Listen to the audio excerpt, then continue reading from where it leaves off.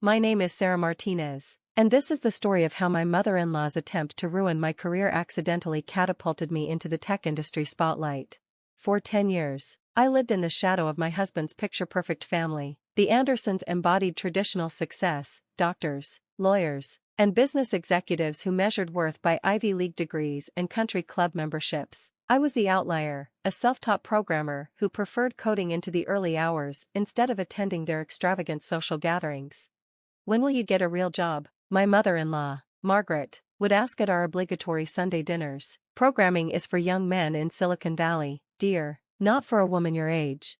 My husband, David, a successful corporate lawyer, would give me an awkward smile and steer the conversation elsewhere. He didn't understand my passion for coding, but he tolerated it, as did his family, who dismissed it as a hobby. What they didn't know was that, for the past decade, I had been building something revolutionary. It all began while teaching coding to underprivileged kids at the community center. Traditional teaching methods weren't working, so I started developing an AI-powered educational platform, one that adapted to each student's learning style using gaming elements to teach coding, from basic syntax to advanced algorithms. I called it CodMind.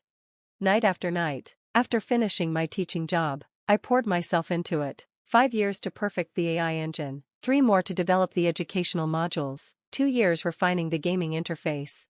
It wasn't just code, it was my life's work, thousands of hours of research, testing, and refinement.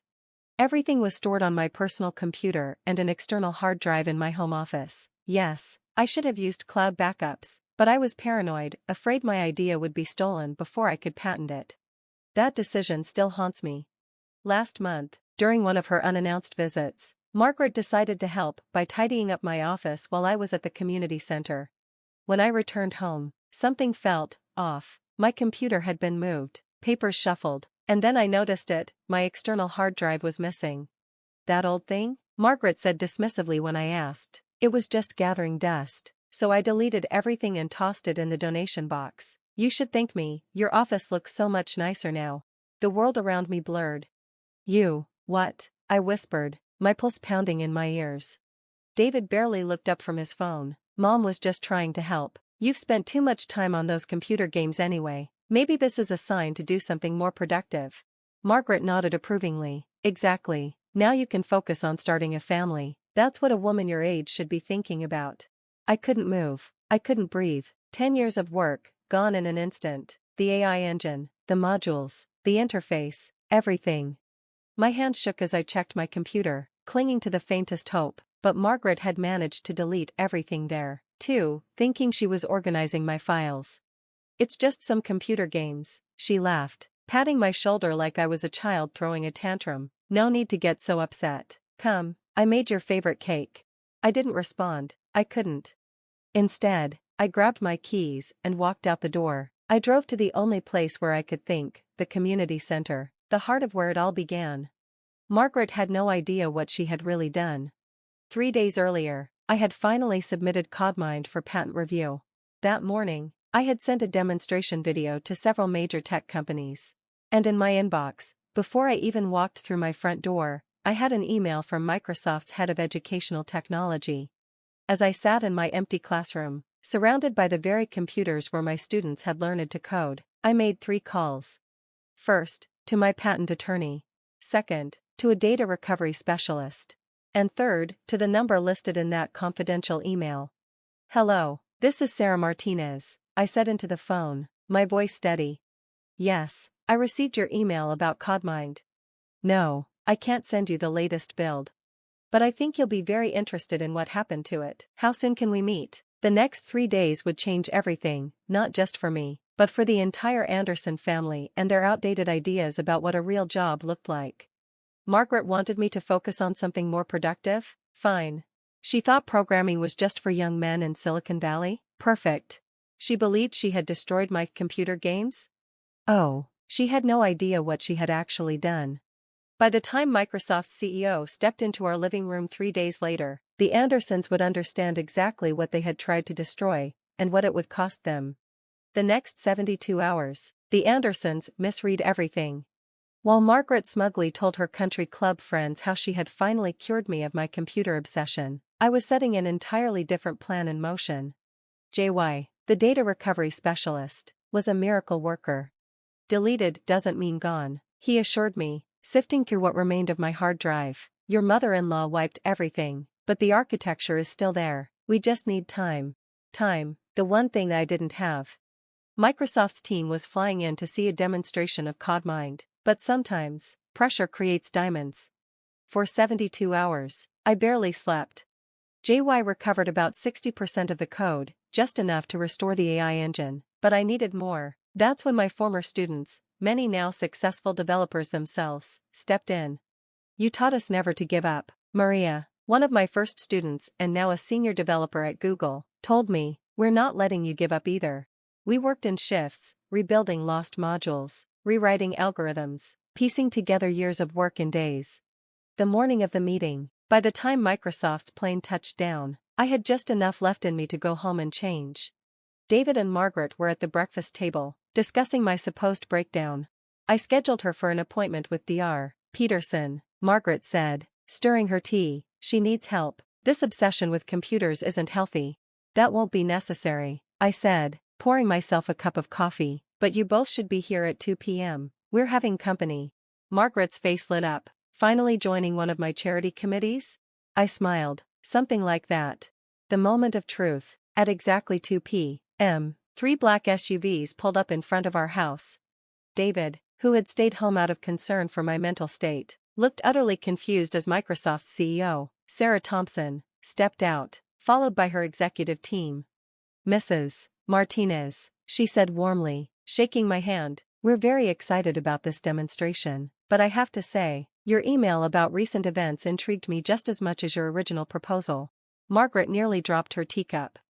I led them into my home office, now fully restored. The rebuilt CodeMind platform was up and running, but before I started the demonstration, I had something to say. Before we begin, I said, turning to the room, I want to take a moment to thank my mother-in-law, Margaret. 3 days ago, she deleted my entire project, believing it was just computer games. She taught me a valuable lesson about backing up data, and about family. Margaret's face went pale. David opened his mouth to say something, but the presence of Microsoft's CEO made him think twice. What you're about to see, I continued, is an AI-powered educational platform that adapts to each student's learning style. It transforms complex programming concepts into interactive experiences. Over 500 students at community centers across the city have already used it, with extraordinary results. For the next hour, I presented CodeMind. The Microsoft team watched as the AI seamlessly adjusted to different learning patterns, guiding students through coding challenges in a way no traditional curriculum ever could. Margaret had tried to erase my life's work.